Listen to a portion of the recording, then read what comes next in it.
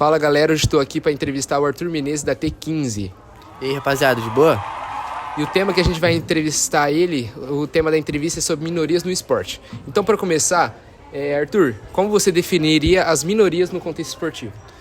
Pra mim, atualmente, são as mulheres, por causa que são muito mais comum ver times de homem no esporte e jogos que passam na TV dos homens. Certo. Quais são algumas dos principais desafios enfrentados pelas minorias no mundo do esporte? Pra mim, o mais difícil é o processo, né? Encontrar uma oportunidade, ficar treinando todo dia, ter disciplina. E para você, como que as barreiras socioeconômicas afetam a participação das minorias no esporte? Pra mim, as pessoas que têm mais dinheiro hoje em dia conseguem mais oportunidades que as pessoas que não têm tantos. E Arthur, para você, quais são os estereótipos mais comuns associados às minorias no esporte? Pra mim, como eu já tinha falado, a minoria são as mulheres. Então, o que eu mais escuto falar são as pessoas falando que mulheres não são do esporte, não são dessa área esportiva. E para você, quais são as iniciativas que têm sido tomadas pelas pessoas para promover essa inclusão dessas minorias dentro do esporte? Eu vejo que as mulheres estão formando vários grupos para incentivar uma outra para começar a jogar. E também eu vejo hoje em dia a criação de várias escolinhas, bases de mulheres no meio de esporte. Que legal. E para você, qual que é o papel das organizações esportivas na promoção da diversidade e inclusão? Para mim, o papel maior são incentivar todas as minorias, são dar oportunidade e visibilidade. E Arthur, você conhece alguns exemplos de atletas de minorias que superaram os obstáculos significativos em sua carreira esportiva? Sempre fui mais ligado no futebol, né? Então eu vou citar algumas pessoas que eu conheço do futebol que se superaram, como a Marta, a Debinha, a Formiga, entre muitas outras que existem. Sim, elas são exemplos de superação dentro da carreira delas. E Arthur, como que as questões de gênero impactam a participação e representação de minorias no esporte? Eu acho que os homens têm muito mais visibilidade no esporte, né? Como um exemplo, a Marta é uma das melhores jogadoras de futebol do mundo. E o Neymar também. E o Neymar é bem mais conhecido no mundo inteiro do que a Marta, entendeu? E essa foi a nossa entrevista. Muito obrigado pela sua atenção. Estamos aqui com o Pablo da T15 para fazer a entrevista sobre minorias nos Estados Unidos. E aí, galera, suave? Vamos começar aqui com a primeira pergunta. Como você definiria o termo minoria no contexto dos Estados Unidos e qual é a importância de reconhecer e abordar as questões enfrentadas por esses grupos?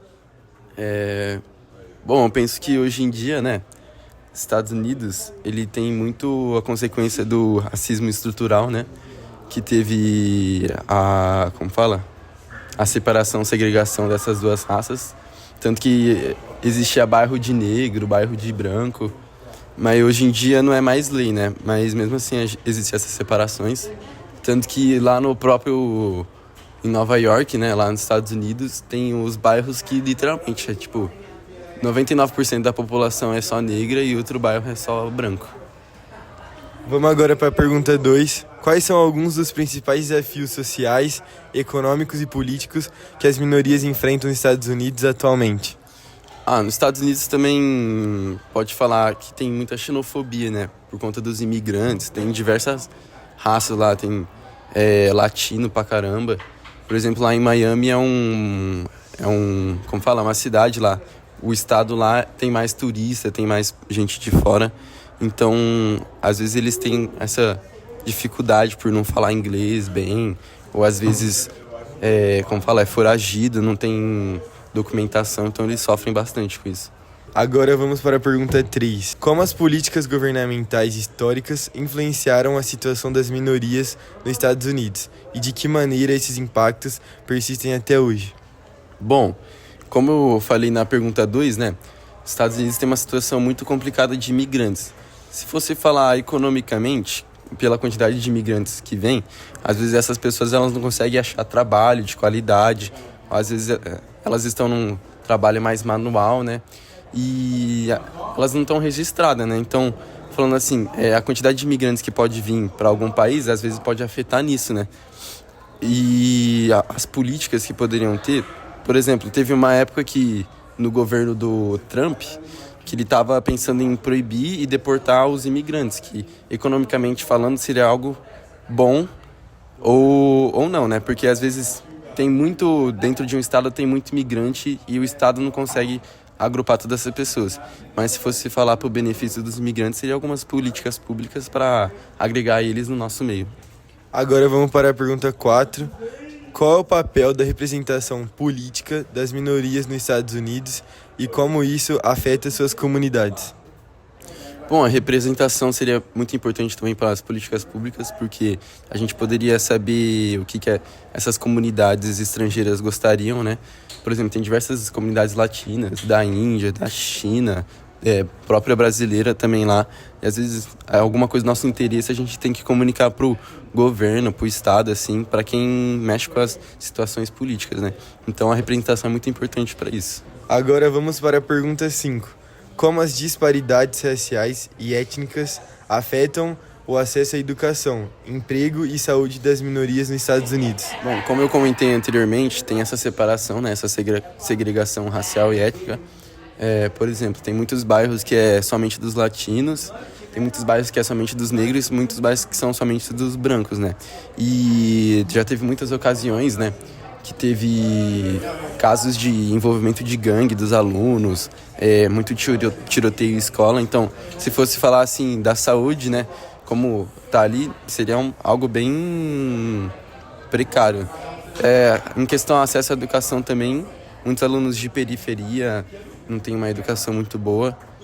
E essa segregação, essa disparidade aí racial afeta muito, às vezes, um branco que está no meio dos negros ou um negro que está no meio dos brancos, e seria bom instituir eles, né, para eles terem um senso assim comum e poderem viver juntos.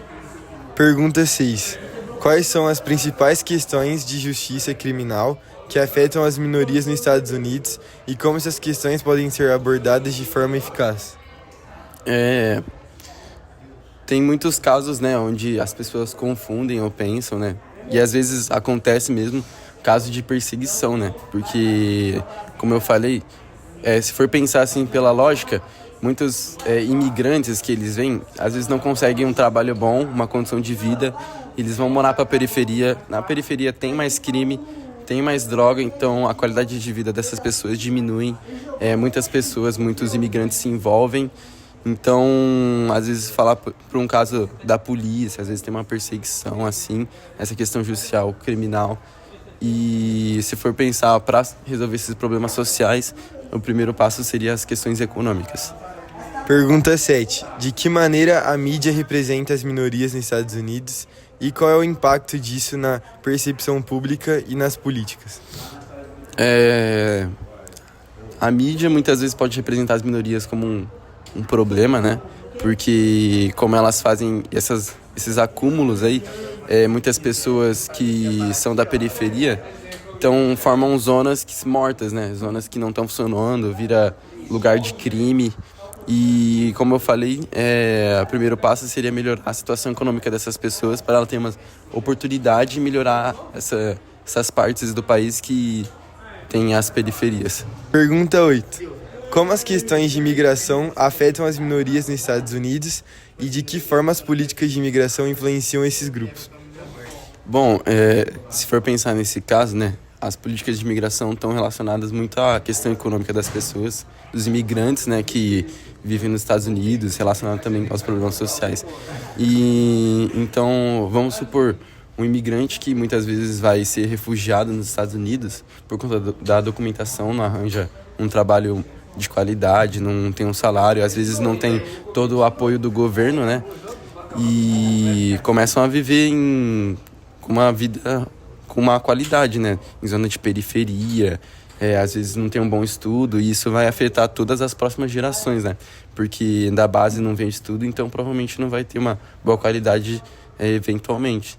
Então as políticas de imigração, elas deveriam apoiar os imigrantes, né? A terem uma boa vida, às vezes algum reforço do Estado, algum dinheiro que seria benéfico para eles terem um bom início no país e poderem eventualmente beneficiar as outras gerações. Essa foi a nossa entrevista, um pouco da argumentação do Pablo sobre o assunto minorias nos Estados Unidos. Obrigado, viu, Pablo, por participar. Valeu, irmão. Tamo junto.